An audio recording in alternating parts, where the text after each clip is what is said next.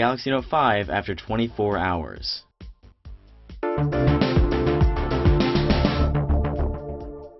To call it controversial would be an understatement.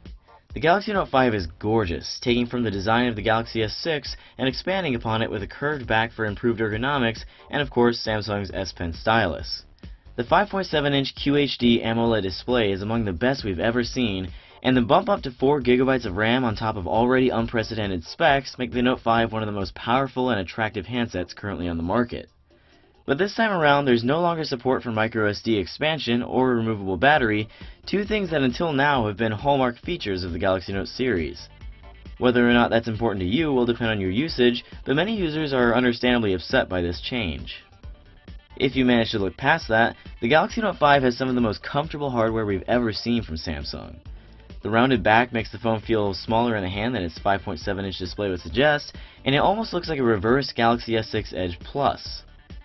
That curved glass is fragile though, and it's slippery as all hell, so you might want to pick out a case before buying this phone. I've got a feeling there's going to be a lot more damaged devices this year than with previous Notes.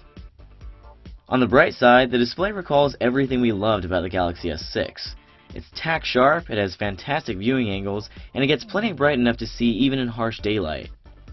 Underneath that display, of course, is an active digitizer, awaiting input from the S Pen we've all grown familiar with. And while Samsung didn't improve the pressure sensitivity this time around, as it usually does, it did improve how you use the S Pen. You can still access all of the stylus's best features through Air Command by pulling it out of its receptacle when the phone is in use, but take it out while the screen is still off to reveal a new feature. You can now jot quick notes without having to unlock the phone, and the AMOLED display conserves battery life in the process. It's a little too early to comment on battery life as a whole, but so far performance seems solid, and reports from others seems to err on the impressive side, even despite a reduced milliamp-hour rating from the Note 4. I'm also very impressed by the camera so far, which retains the Galaxy S6's super fast access through double pressing the home button. Photos are vibrant and full of color, and the f1.9 lens pulls in light where other cameras struggle. The front-facing camera is also impressive, and the extra wide angle almost gives the effect of having a selfie stick without the social stigma that goes with it. Seriously, you can take full body shots with this thing. Responsibly, of course. If the Galaxy S6 is to be indicative here, we're likely looking at one of the best cameras you'll find on a smartphone at the moment. Speaking of the Galaxy S6, the Note 5 retains some of the flagship's other features as well, like the excellent keyboard powered by SwiftKey and the fast and reliable fingerprint scanner.